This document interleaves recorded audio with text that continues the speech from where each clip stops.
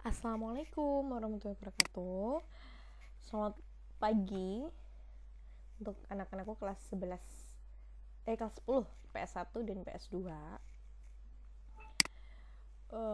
Kemarin kita sudah menyelesaikan bab 1 ya, dari fungsi sosiologi, apa itu sosiologi, fungsi sosiologi, apa itu objek-objek kajian sosiologi, sampai pada realitas apa aja yang berhubungan dengan sosiologi, kemudian fungsi ilmu sosiologi dan peran sosiolog dalam masyarakat itu apa aja ya. Itu akan menjadi bab 1 materi yang akan kita kerjakan pada PHB minggu depan ya. Jadi dipelajari dari pertemuan ke-1 hingga pertemuan kedua. Yang pertama itu cuman penjelasan tentang KD ya. Jadi PPT di pertemuan kedua sampai pertemuan ke-8 itu materi-materi yang akan keluar di PHB. Atau bisa dipelajari nanti LKS-nya yang bab 1 saja. Ini kita akan mulai mempelajari bab 2. Kita akan belajar tentang bab mengenai individu, kelompok, dan hubungan sosial. Apa itu individu, apa itu kelompok, dan kaitannya dengan hubungan sosial di dalam masyarakat. Tuh, kita akan bahas itu. Tujuan pembelajaran bab ini yaitu peserta didik mampu mengidentifikasi faktor pembentukan identitas individu dan kelompok secara benar. Jadi apa sih yang mempengaruhi pembentukan identitas diri kita, ya kan? Kelompok itu apa? Melalui kegiatan analisis realitas sosial, peserta didik mampu mengidentifikasi bentuk-bentuk hubungan sosial di dalam masyarakat secara tepat. Melalui observasi dan penelusuran internet, peserta didik mampu menjelaskan peran institusi sosial dalam menciptakan ketertiban sosial secara benar. Melalui kegiatan aktivitas, peserta didik juga mampu menganalisis hubungan antar individu, hubungan antar kelompok, dan institusi sosial secara kritis.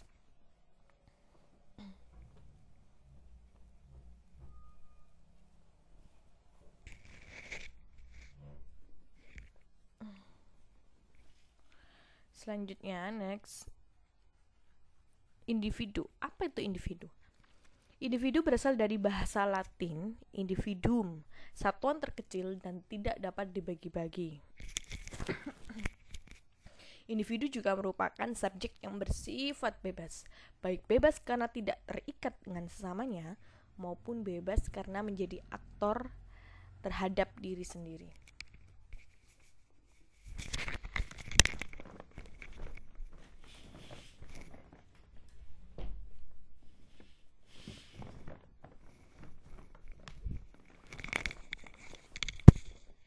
Individu juga memiliki kebebasan dalam menentukan tindakan, pilihan, keinginan, dan pemikiran terhadap sesuatu.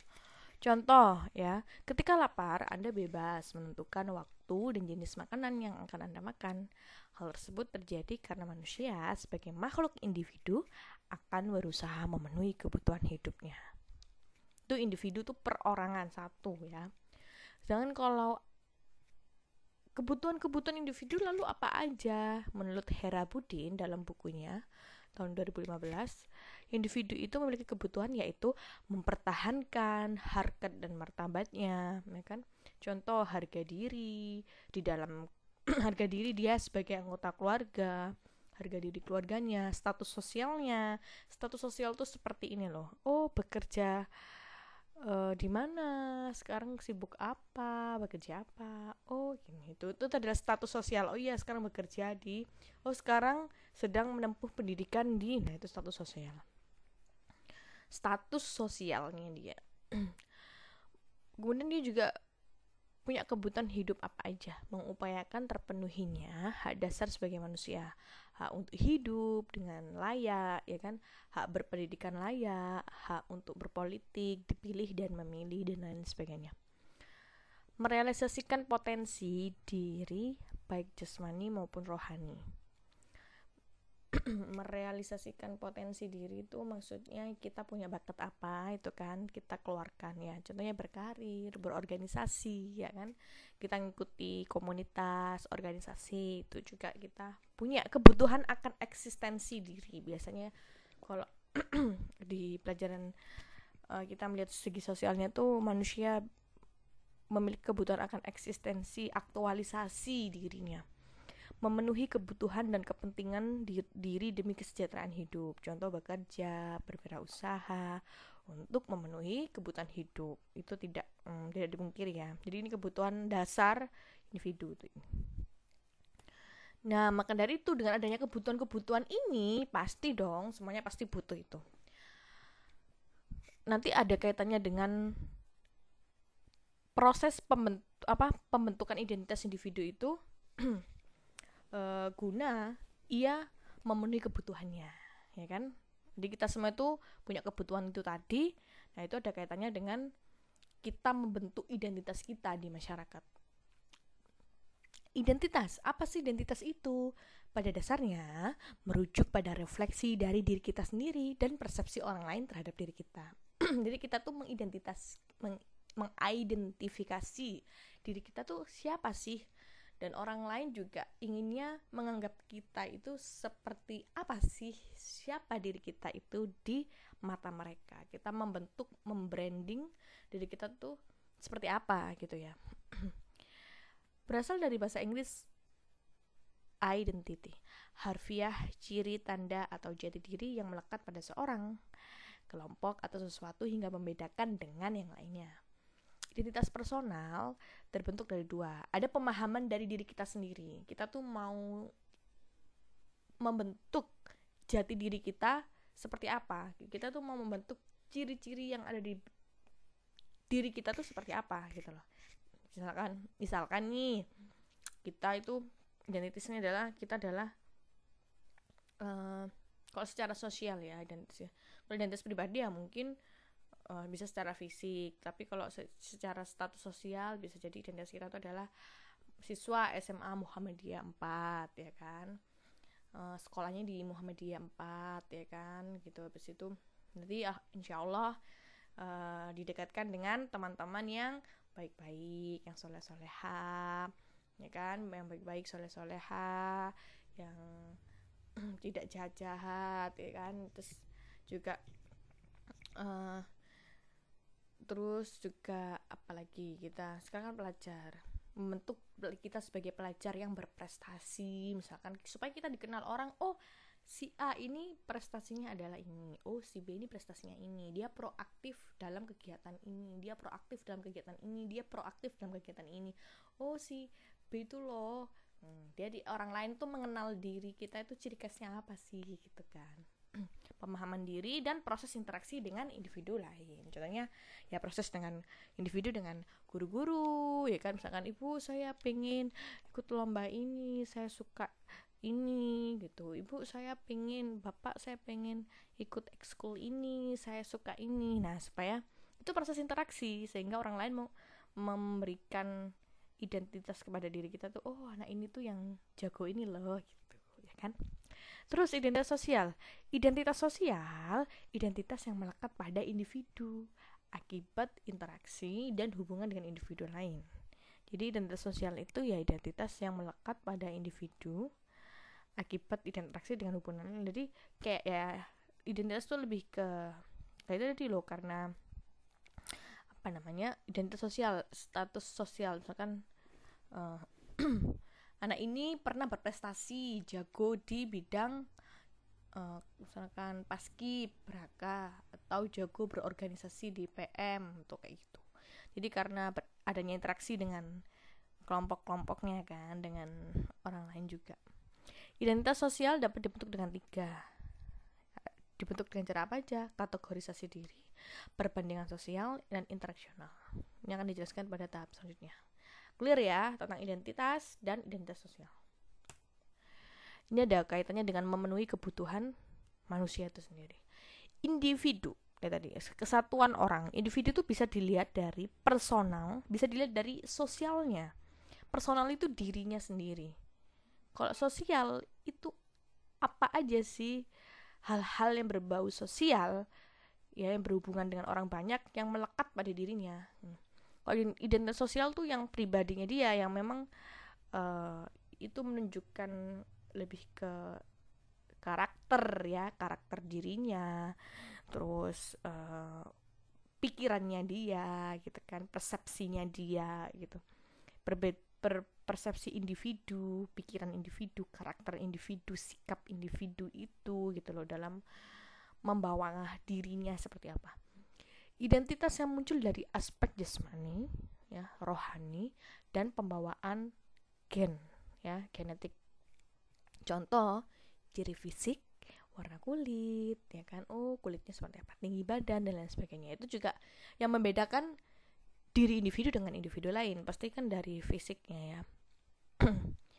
Ekspresi, gembira, sedih, oh anaknya periang, oh anaknya pemarah, oh anaknya judes, oh anaknya itu flat aja wajahnya. Nah, kemudian juga ada persepsi, pendapat, pandangan dirinya sendiri yang memang murni dari hati nurani atau dari pikirannya.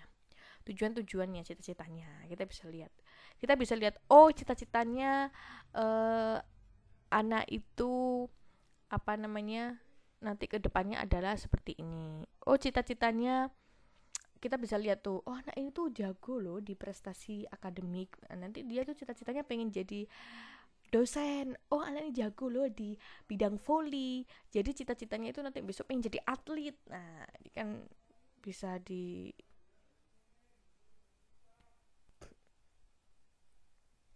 sehingga identitas itu tadi yang melekat pada individu membedakan saya dan kamu, ya kan, saya dan dia itu membedakan itu. Kemudian identitas sosial, identitas yang diperoleh karena berhubungan dengan individu lain. Contoh, menjadi bagian dari kelompok sosial, ya kan.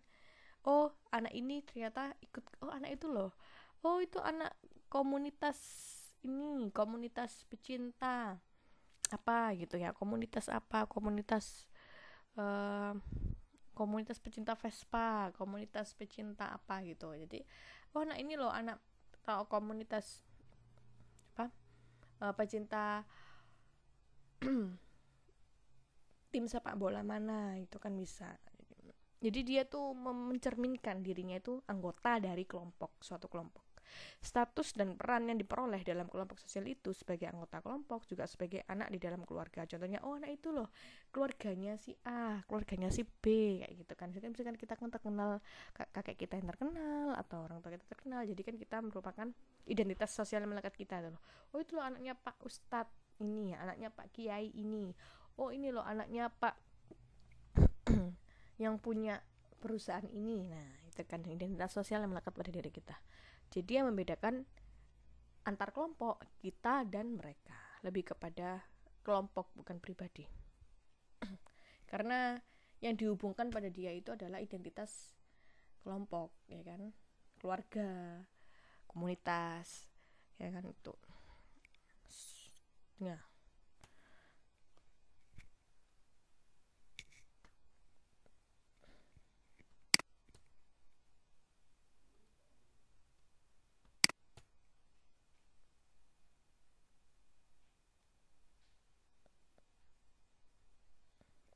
model pengertian ini tadi.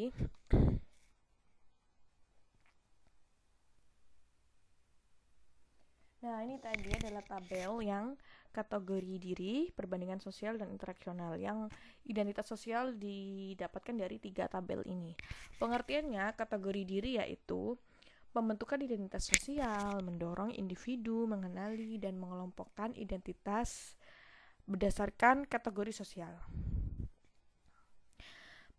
Pembentukan identitas sosial mendorong individu mengenali dan mengelompokkan identitas berdasarkan kategori sosial. Individu mencocokkan kategori yang sesuai dengan dirinya.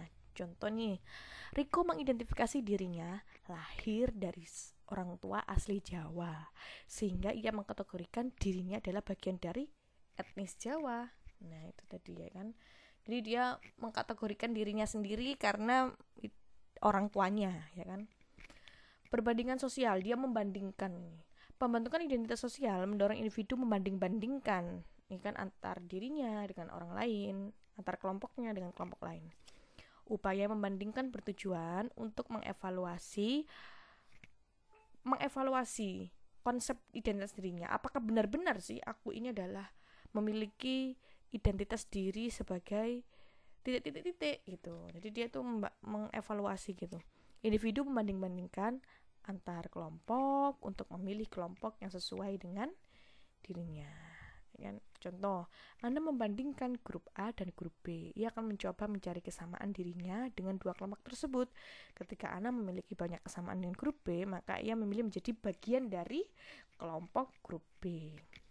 Maksudnya kayak mau pilih nih ikut komunitas mana, ya kan, yang dia lebih nyaman untuk memaksimalkan potensinya, ya kan, menyampaikan hobinya, itu dia lebih cocok ikut komunitas ini deh, jadi ikut aja nih komunitas ini. Pembentukan identitas sosial itu juga dipengaruhi oleh interaksi sosial gitu loh, yang terjadi dari individu dengan kelompok. Individu mencoba menginternalisasi identitas kelompok dalam diri. Apabila identitas tersebut penting, maka ia menjadikan diri sebagai bagian dari kelompok. Tasya berinteraksi dengan anggota komunitas membaca. Ia suka membaca tapi belum bergabung dengan komunitas membaca. Ketika Tasya mendapatkan manfaat dari komunitas baca, ia langsung bergabung menjadi anggota komunitas baca. Jadi pas pertama kali kenalan tuh ya, dia belum jadi anggota komunitas tersebut, namun karena dia merasakan ada manfaatnya sesuai dengan passion, sesuai dengan hobinya dan karakternya, akhirnya dia join menjadi anggota komunitas tersebut. Otomatis dia punya identitas baru, adalah identitas sosial. Dia anggota komunitas baca apa gitu. Jadi itu loh, anak itu ikut komunitas itu lah kan. Jadi ada identitas baru yang melekat pada diri si anak ini, si Tasya ini. Jadi bisa dari dia mengkategorisasikan dirinya sendiri, dia bisa juga membandingkan dengan kelompok lain, dan juga dia juga berasal dari interaksional. Itu proses pembentukan identitas sosial. Nah, faktor pembentuk identitas individu itu juga ada faktor biologis yang tadi sudah jelaskan, misalkan perbedaan ciri fisik yang diperoleh dari warisan gen kedua orang tua, ya kan, berambut keriting, oval atau lurus, kemudian dia berkulit putih, sawo matang atau eksotis, ya kan. Itu semua juga identitas individu yang melekat pada dirinya karena genetik. Beberapa pengalaman yang telah dilalui seseorang akan terekam dalam memori dan menjadikan media pengembangan kepribadiannya. Ya, pengalaman misalkan nih, pengalaman apa? Anak ini pengalaman menjuarai olimpiade matematika atau olimpiade sosiologi. Berarti anak ini jago di bidang sosial, di bidang matematik gitu kan. Jadi memang identitasnya itu seperti itu. Jadi faktor pengalaman. Juga dipengaruhi faktor geografis, iklim, topografi, dan sumber daya alam. Menyebabkan setiap anggota masyarakat melakukan penyesuaian diri dan membentuk ciri khas yang menjadi identitas sosial. Jadi misalkan, ini anak rumahnya di Malang. Nah, ini anak rumahnya di Surabaya. Nah, itu biasanya membentuk karakter. Ya. Kalau misalkan pengalaman juga kayak gitu. Pengalaman itu yang membentuk karakter individu. Jadi misalkan kayak anak yang terbentuk dari orang tua yang misalkan didikannya keras, ya kan, akhirnya anaknya juga akan misalkan keras, atau anaknya itu punya obsesi, atau bukan obsesi ya, anak itu akhirnya menjadi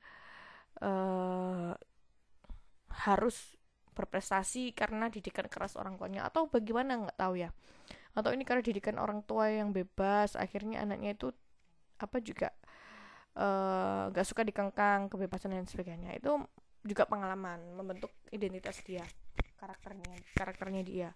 Nah, faktor geografis juga gitu. Misalkan anak yang hidupnya di pegunungan gitu tuh biasanya lebih karakternya seperti orang desa, ya kan, lemah lembut atau dan lain sebagainya. Tapi namun orang yang tinggalnya di pesisir pantai, rata-rata tuh orangnya tuh bernada keras, karena kan di pantai itu kan biasanya orang tuanya nelayan atau penjual ikan gitu kan rata-rata memang harus teriak-teriak. Karena apa? Karena memang di pesisir pantai itu kan kalau nggak teriak juga nggak denger, ya kan, karena ada desiran ombak dan lain sebagainya, itu suara perahu dan sebagainya kan menuntut orang untuk ngomong itu dengan nada keras ya, dengan nada lantang, suara lantang. Nah itu juga mempengaruhi kepada anaknya yang memang hidup dari kecil hingga besar itu di pesisir pantai, kemudian merantau di kota Surabaya. Ini anak kok karakternya kayak gini ya, apalagi orang Surabaya kan memang dekat laut ya. Orang yang baru tinggal di desa merantau di Surabaya, kuliah di Surabaya, kaget lihat orang Surabaya kok nadanya kayak marah-marah ya, gitu kan, yang melekat. Padahal mereka nggak marah-marah, padahal mereka memang ngobrol, tapi memang nada orang Surabaya seperti itu, ya kan, karena memang faktor geografis yang dekat dengan pesisir laut itu yang mempengaruhi karakter masyarakatnya seperti itu, dan membentuk individu seperti itu, ya kan. Lanjutan, faktor pembentuk identitas individu juga karena faktor pengaruh dari kelompok. Hubungan antar sesama di dalam kelompok sangat berpengaruh pada pembentukan identitas individu. Kelompok yang menjadi acuan, ya kan, kita pernah belum nih, ketika kelompok sosial kelas 11. Kelompok acuan itu kelompok yang menjadi referensi individu untuk mempertimbangkan semua perilaku yang dilakukan. Contoh kelompok Muhammadiyah. Jadi ini loh menurut aturan pedoman Muhammadiyah, aturannya itu seperti ini. Jadi itu itu loh anak Muhammadiyah gitu kan, kayak gitu kalau di kelompok. Makanya dalam berperilakunya dia menganut ajaran yang sesuai seperti ini gitu. Kelompok majemuk, kelompok yang menunjukkan adanya keanekaragaman masyarakat. Contoh komunitas pecinta sepeda ontel, komunitas Vespa gitu. Faktor pembentuk identitas individu itu juga dari faktor kebudayaan. Nilai, norma dari kebudayaan digunakan untuk memahami lingkungan dan diwariskan secara turun-temurun. Contoh, kebiasaan salim kepada orang tua menunjukkan individu memiliki identitas sebagai orang Indonesia. Kebudayaan kan, karena ini jelas nih orang Indonesia. Misalkan kita di luar negeri, ya kan, kuliah di luar negeri, kemudian ada budaya misalkan atau orang luar negeri ke Indonesia, budaya Indonesia seperti ini ya gitu. Padahal di luar negeri salim gitu tuh sama orang lebih tua itu ya biasa aja, nggak ada gitu ya, paling mungkin cuma salaman biasa gitu. Tapi di Indonesia seperti itu. Faktor sosialisasi merupakan proses internalisasi, ya, penanaman. Internalisasi itu penanaman nilai norma sosial dalam masyarakat, sehingga sosialisasi pemberian nilai-nilai, sosialisasi itu pemberian, penanaman nilai-nilai dapat membentuk identitas individu. Contoh, pembelajaran nilai-nilai keindonesiaan, Pancasilaan, dapat membentuk sikap patriot, bangga terhadap tanah air, nasionalis, ya, pada diri individu itu sendiri. Lalu apa identitas personalmu dan apa identitas sosialmu? Nah, bisa dipikir nih ya, bisa menjadi bahan renungan ya, atau juga bisa dicatat di buku tulis ya. Kalian bikin tuh ya, identitas personal saya, identitas sosial saya, .2 gitu. Dari segi personal tadi seperti halnya tadi apa, dari segi fisik, ya kan, sikap, karakter, pandangan hidup, cita-cita, terus apa lagi, persepsi, pikiran, nah pokoknya yang sesuai dengan identitas dirimu. Namun identitas sosialmu itu adalah identitas sosial kalian. Itu adalah apa sih identitas sosialnya yang ada pada diri kalian? Contohnya, aku ikut komunitas ini, aku anggota dari kelompok ini gitu ya. Aku anggota dari keluarga ini. Saya adalah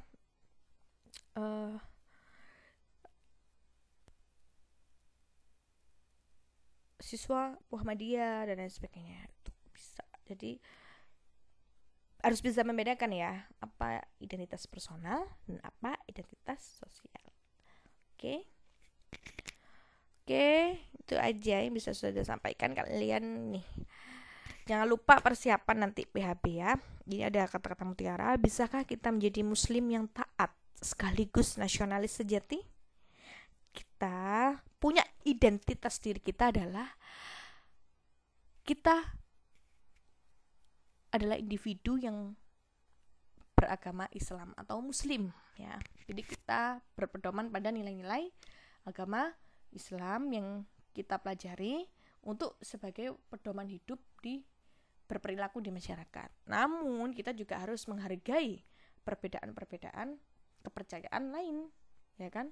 Dan itu adalah kita menunjukkan bahwa kita adalah nasionalis sejati itu. Jadi tetapi kita tetap tidak melupakan identitas diri kita, namun kita juga menghargai identitas orang lain. Selama itu adalah sesuai dengan undang-undang ya dan Pancasila di negara kita. Nasionalisme yang sejati, nasionalismenya itu bukan semata-mata kopi atau tiruan dari nasionalisme barat, akan tetapi timbul dari rasa cinta akan manusia dan kemanusiaan. Itu dari pesan dari Bapak Presiden pertama Insinyur Soekarno. Ya, jadi toleransi itu penting sekali. Toleransi, nasionalis, menghargai perbedaan penting sekali supaya tidak bercerai-berai. Kisi-kisi PHB semester ganjil yaitu mempelajari seluruh materi LKS bab 1 ya dengan tema ilmu sosiologi dalam mengkaji gejala sosial. Kemudian juga bisa mempelajari PowerPoint dari Ustadzah mulai dari pertemuan kedua hingga pertemuan ke-8. PPT pertemuan pertama hanya penjelasan KD saja, jadi tidak perlu dipelajari ya. Bisa dilihat di channel YouTube Ustadzah ini, Habibatur Rahmatil Haq ya. Jangan lupa subscribe juga.